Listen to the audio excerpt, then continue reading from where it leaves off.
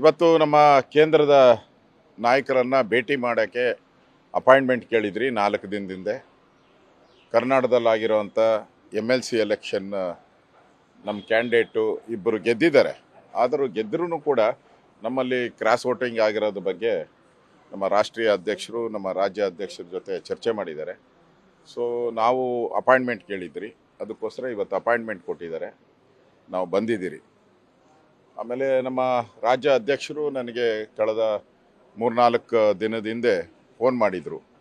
ಯಾರು cross voting ಮಾಡಿದ್ದಾರೆ, ಕೆಲವರ ಅಭಿಪ್ರಾಯ ಇದೆ ಧರ್ಮಸ್ಥಳದಲ್ಲಿ ಅವರೆಲ್ಲ ಬಂದರೆ ಕಾರ್ಯಕಾರಿ ಸಮಿತಿ ಒಂದು ಸಭೆ ಮಾಡಿ, ಶಾಸಕಾಂಗ ಸಭೆ ಮಾಡಿ ದೇವರ ದರ್ಶನ ಮಾಡೋಣ, ಅಲ್ಲಿ ನೋಡಿ ಅಂತೆ ಕೇಳಿ ಅಂತ ಹೇಳಿದರು. ನಾನು ಹಲವಾರು ನಮ್ಮ ಹಿರಿಯರ ಜೊತೆ ಎಲ್ಲ ಚರ್ಚೆ ಮಾಡಿದೆ, ಭಾಳಷ್ಟು ಜನ ಹಿರಿಯರ ಜೊತೆ ಎಲ್ಲರೂ ಚರ್ಚೆ ಮಾಡಿದೆ. ಈ ಸಂದರ್ಭದಲ್ಲಿ ಧರ್ಮಸ್ಥಳವನ್ನು ರಾಜಕೀಯ ಕ್ಷೇತ್ರ ಮಾಡೋ ಅಂತ ಬೇಡ, ಪಾರ್ಟಿ ಒಳಗಡೆ ಏನಿದೆ ಅದನ್ನು ಇಲ್ಲೇ ಸಾಲ್ವ್ ಮಾಡೋಣ. ಇದೇನು ಹೊಸದಲ್ಲ, ಏನೋ ಹೊಸ ಆದಾಗ ಏನೋ ಕರ್ನಾಟಕದಲ್ಲಿ ನಡೆದಿದೆ ಅನ್ನೋದಲ್ಲ.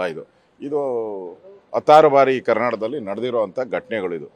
ನಮ್ಮ ಕ್ಯಾಂಡಿಡೇಟ್ ಗೆದ್ದಿರೋದು ಸಂತೋಷ, ಆದರೆ ಈ ಘಟನೆಗಳು ನಡೆದಿದೆ. ಆ ದೃಷ್ಟಿಯಿಂದ ನಾವು ಈಗ ಧರ್ಮಸ್ಥಳದ ಏನು ಶಾಸಕಾಂಗ ಸಭೆಯನ್ನು ನಾವು ಮಾಡಲ್ಲ. ಅಲ್ಲಿ ಧರ್ಮಸ್ಥಳವಾಗಿ ಇರಲಿ.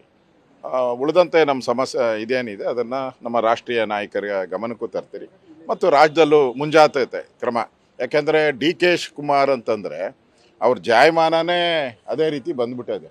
ಅವ್ರು ಸಣ್ಣ ವಯಸ್ಸಿಂದನೂ ಕೂಡ ಮಜಲ್ ಪವರು ಮನಿ ಪವರಲ್ಲೇ ಬಂದಿರೋರು. ಅದರಿಂದ ಅವ್ರನ್ನ ಹೆಂಗೆ ಎದುರಿಸ್ಬೇಕು ಅನ್ನೋದ್ರ ಬಗ್ಗೆ ಮುಂದಿನ ದಿನಗಳಲ್ಲಿ ನಾವು ಯೋಚನೆ ಮಾಡ್ತೀನಿ. ಈ ಕುದುರೆ ವ್ಯಾಪಾರ ಮಾಡಿ ಅವರು ಅಧಿಕಾರ ಇದೆ ಅಂತೇಳಿ ಕುದುರೆ ವ್ಯಾಪಾರ ಮಾಡಿ ಹಣ ಕೊಟ್ಟು ನಾವು ಭ್ರಷ್ಟಾಚಾರ ಇಲ್ಲದ ಸರ್ಕಾರ ಕೊಡ್ತೀನಿ ಅಂದರೆ ಸಿದ್ದರಾಮಯ್ಯ ಭ್ರಷ್ಟಾಚಾರ ಮಾಡಿ ಸರ್ಕಾರದಲ್ಲಿ ಇದ್ದರು. ಇವರು ಬಂದ ಮೇಲೆ ಭ್ರಷ್ಟಾಚಾರದ ಇಲ್ಲದ ಸರ್ಕಾರ ಕೊಡ್ತೀನಿ ಅಂದರು. ಅಂದರೆ ಸಿದ್ದರಾಮಯ್ಯನವ್ರಿಗೆ ಟ್ಯಾಂಕ್ ಕೊಟ್ಟವ್ರು ಇವರು. ಅದರಿಂದ ಇವರು ಭ್ರಷ್ಟಾಚಾರ ಮೊದಲನೇ ದಿನವೇ ಗೊತ್ತಾಗ್ಬಿಡ್ತಲ್ಲ, ಇವರು ಭ್ರಷ್ಟಾಚಾರ ಎಲ್ಲರಿಗೂ ದುಡ್ಡು ಕೊಟ್ಟಿದ್ದಾರೆ, 5 ಕೋಟಿ 10 ಕೋಟಿ ದುಡ್ಡು ಕೊಟ್ಟಿದ್ದಾರೆ. ಎಲ್ಲಿಂದ ಬಂತು ಇವೆಲ್ಲ? ಅಂದರೆ ಭ್ರಷ್ಟಾಚಾರದ ಪಿತಾಮಹರು ಇವರೆಲ್ಲ.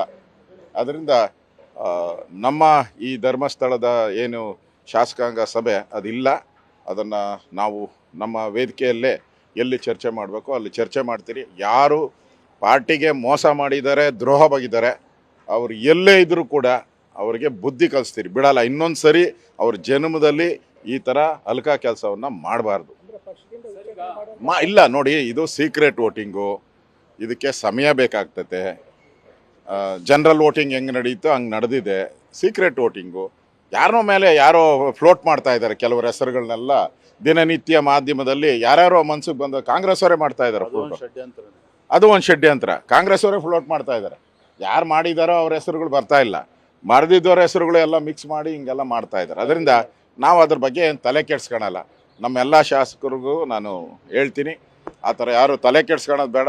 ರಿಯಲ್ಲಾಗಿ ಯಾರು ಮಾಡಿದ್ದಾರೆ ಅವರು ಸೆರಗಿನಲ್ಲಿ ಕೆಂಡ ಮಡ್ಚಂಗೆ ಎಂದಿದ್ರು ಕೆಂಡ ಸುಟ್ಟು ಆಚೆ ಬಂದೇ ಬರ್ತತೆ. ಇವತ್ತಲ್ಲ ನಾಳೆ ಗೊತ್ತಾಗ್ತತೆ, ಕಾಯ್ತಿರಿ. ಅವ್ರ ಮೇಲೆ ಕಠಿಣ ಕ್ರಮಗಳನ್ನು ತೆಗೆದುಕೊಳ್ತೀವಿ.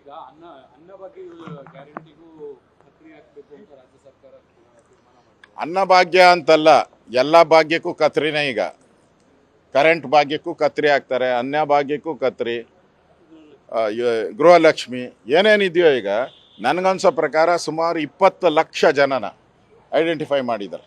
ಅಂದರೆ 20 ಲಕ್ಷ ಜನ ಅಂತ ಹೇಳಿದ್ರೆ ಸುಮಾರು ಒಂದು 10ರಿಂದ 15 ಸಾವಿರ ಕೋಟಿ ರಾಜ್ಯ ಸರ್ಕಾರಕ್ಕೆ ಸೇವಿಂಗ್ಸ್ ಆಗ್ತದೆ ಉಳಿತಾಯ ಮಾಡೋಕ್ಕೋಸ್ಕರ. ಅದಕ್ಕೋಸ್ಕರ ನೀನು ಸೇಲ್ ಟ್ಯಾಕ್ಸು, ಇನ್ಕಮ್ ಟ್ಯಾಕ್ಸು, ಆ ಟ್ಯಾಕ್ಸು ಯಾರ್ಯಾರು ಕಟ್ಟಿದ್ದಾರೆ ಇವೆಲ್ಲ ಹುಡುಕ್ತಾ ಇದ್ದಾರೆ. ಅವತ್ತು ಇವ್ರು ಪ್ರಣಾಳಿಕೆ ಬಿಡುಗಡೆ ಮಾಡೋವಾಗ ವೇದಿಕೆ ಮೇಲೆ ರಾಹುಲ್ ಗಾಂಧಿನ, ಪ್ರಿಯಾಂಕಾ ಗಾಂಧಿ ಕರೆದು ಎಲ್ಲರಿಗೂ ಕರೆಂಟ್ ಅಂದರು, ಎಲ್ಲ ಮನೆಗೂ 2,2 ಸಾವಿರ ರೂಪಾಯಿ ಅಂದರು. ಈಗ ಮಾತ್ರ ನೀವು ಲಿಮಿಟೆಡ್ ಅಂತ ಹೇಳ್ತಾ ಇದ್ದಾರೆ.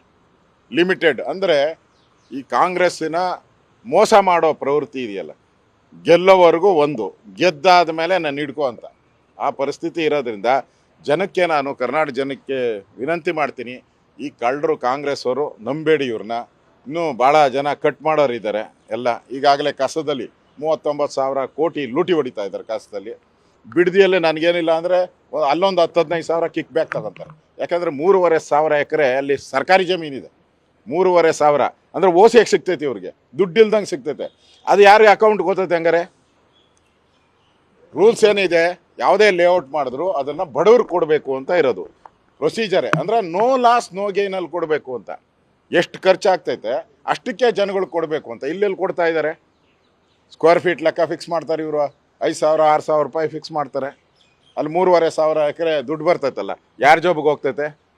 ಅಂದರೆ ಡಿ ಕೆ ಶಿವಕುಮಾರ್ ಈಗ ಬಂದಿರೋ ಅಂಥದ್ದು ಕರಪ್ಷನ್ ಮಾಡೋಕ್ಕೆ. ಯಾಕಂದರೆ ಡೆಲ್ಲಿಯವ್ರು ನೇಮಕ ಮಾಡಿರೋದೇ ಇವ್ರನ್ನ ಕರಪ್ಷನ್ ಮಾಡಿ ಅಂತ. ಅವರೇ ಫ್ರೀ ಹ್ಯಾಂಡ್ ಕೊಟ್ಬಿಟ್ಟವ್ರೆ ಡಿ ಕೆ ಶಿವಕುಮಾರ್ಗೆ ಕರಪ್ಷನ್ ಮಾಡೋಕ್ಕೆ. ಅದರಿಂದ ದುಡ್ಡು ಕೊಡ್ತಾರೆ ಇವ್ರಿಗೆ, ATM ಆಗಿ ದುಡ್ಡು ಕೊಡ್ತಾರೆ ಅಷ್ಟೇ. ಈಗ ನಾವು ನಮ್ಮ ರಾಜ್ಯ ಅಧ್ಯಕ್ಷರು ನಮ್ಮ ರವಿಕುಮಾರ್ ನಾವೆಲ್ಲ ಈಗ ಕೂತಿದ್ರಿ. ಬಿಡದಿ ಬಗ್ಗೆ ನಾವು ದೊಡ್ಡ ಹೋರಾಟವನ್ನು ಮಾಡ್ತೀರಿ. ಈಗಾಗಲೇ ನಾನು ನಮ್ಮ ಅಧ್ಯಕ್ಷರು 3 ಬಾರಿ ಹೋಗಿ ಬಂದಿದ್ದೀರಿ ಇಲ್ಲಿ. ಸೊ ದೊಡ್ಡ ಹೋರಾಟ ಮಾಡಬೇಕು ಅಂತ ಫಿಕ್ಸ್ ಮಾಡಿದ್ದೀರಿ. ಮೋಸ್ಟ್ಲಿ ಈ ವಾರದಲ್ಲಿ ಏನು ಹೋರಾಟ ಇದೆ ಅಂತ ರಾಜ್ಯ ಅಧ್ಯಕ್ಷರು ಅನೌನ್ಸ್ ಮಾಡ್ತಾರೆ. ದೊಡ್ಡ ಹೋರಾಟ ತಗೊತೀರಿ ನಾವು. ನಾವು ಬಿಡದಿ ಅಂತಲ್ಲ, ಇಡೀ ರೈತರ ಪರವಾಗಿ, ಇಡೀ ಕರ್ನಾಟಕದ ರೈತರಿಗೆ ಒಂದು ಮೆಸೇಜ್ ಹೋಗಬೇಕಾಗಿದೆ. ಆ ದೃಷ್ಟಿಯಿಂದ ಬಿಡದಿ ವಿಚಾರವನ್ನು ಈಗ ಚರ್ಚೆ ಮಾಡಿದ್ದೀರಿ, ಅರ್ಧ ಗಂಟೆ ಚರ್ಚೆ ಮಾಡಿದ್ದೀರಿ. ನಮ್ಮ ರಾಜ್ಯ ಅಧ್ಯಕ್ಷರು ಅದರ ಡೀಟೇಲನ್ನು ಅನೌನ್ಸ್ ಮಾಡ್ತಾರೆ, ಈ ವಾರದಲ್ಲಿ ಅನೌನ್ಸ್ ಮಾಡ್ತಾರೆ. ಆ ಪ್ರಕಾರ ನಾವು ದೊಡ್ಡ ಹೋರಾಟವನ್ನು ನಾವು ಮಾಡೋರಿದ್ದೀರಿ. ಗೃಹಲಕ್ಷ್ಮಿ ಯೋಜನೆಯಲ್ಲಿ ಭ್ರಷ್ಟಾಚಾರ ಆಗಿದೆ ಅನ್ನೋದು ಒಂದು ಆರೋಪ ಬಂದಿದೆ. 19,000 ಫಲಾನುಭವಿಗಳಿಗೆ ಒಂದೇ ಅಕೌಂಟ್ ಇದೆ ಅಂತ CAG ರಿಪೋರ್ಟ್ ಕೇಳಿದೆ. ನೋಡಿ, ಗೃಹಲಕ್ಷ್ಮಿ ಒಂದೇ ಅಂತಲ್ಲ, ಎಲ್ಲ ಇದರಲ್ಲೂ ದುಡ್ಡು ಹೊಡಿತಾ ಇದ್ದಾರೆ ಇವರು. ಫಿಕ್ಸ್ ಮಾಡ್ತಾರೆ ಇವರು. ನೋಡ್ತಾ ಇರಿ ಇನ್ನು ಮುಂದೆ. ಇನ್ನು ಡಿ ಕೆ ಶಿವಕುಮಾರ್ ಅವರ ಆಟ ಇನ್ನು ಪ್ರಾರಂಭ ಮಾಡಿದ್ದಾರೆ ಅಷ್ಟೇ. ಯಾವ ಇಲಾಖೆನೂ ಬಿಡಲ್ಲ. ಎಲ್ಲ ಇಲಾಖೆಗೂ ಸಿದ್ದರಾಮಯ್ಯ ಇದ್ದ ಎಲ್ಲ ಮಂತ್ರಿಗಳು ಬಚಾವ್. ಕಸದಿಂದ ರಸ ತೆಗೆಯುವ ಚಾಣಾಕ್ಷತನ ಅವರಿಗಿದೆ. ಕಸಾನ ಇಲ್ಲಿ ಹೇಳಿದ್ರಲ್ಲ ರಾಹುಲ್ ಗಾಂಧಿ, ಉದರ್ಸೆ ಆಲೂ ಡಾಲೋ ಇದರ್ಸೆ ಸೋನಾ ಲೇವೋ ಅಂತ. ಇಲ್ಲಿ ಬೆಂಗಳೂರಲ್ಲಿ ಇದರ್ಸೆ ಕಸ ಡಾಲೋ ಉದರ್ಸೆ ಪೈಸಾ ನಿಕಾಲೋ. ಆ ಸ್ಕೀಮ್ ಇವ್ರದ್ದು. ಅದರಿಂದ ಎಲ್ಲ ಇಲಾಖೆಗೂ ಮಂತ್ಲಿ ಫಿಕ್ಸ್ ಮಾಡ್ತಾರೆ ಡಿ ಕೆ ಶಿವಕುಮಾರ್. ಯಾವ್ಯಾವ ಇಲಾಖೆ ಇದೆಯಲ್ಲ, 34-35 ಇಲಾಖೆ ಇದೆ, ಆ ಎಲ್ಲ ಇಲಾಖೆಗೂ ಮಂತ್ಲಿ ಫಿಕ್ಸ್ ಮಾಡ್ತಾರೆ. ಡೆಲ್ಲಿಗೂ ಮಂತ್ಲಿ ಫಿಕ್ಸ್ ಮಾಡ್ತಾರೆ. ಡೆಲ್ಲಿ ಸಂತೃಪ್ತಿಯಾಗಿ ನೋಡ್ಕೊಂತಾರೆ. ಅದಕ್ಕೋಸ್ಕರ ಡಿ ಕೆ ಶಿವಕುಮಾರ್ ಮಾಡಿರೋದು. ನ್ಯೂಸ್ ಫಸ್ಟ್ ನಿರ್ಭೀತಿಯಿಂದ ನಿಮ್ಮ ಪರವಾಗಿ.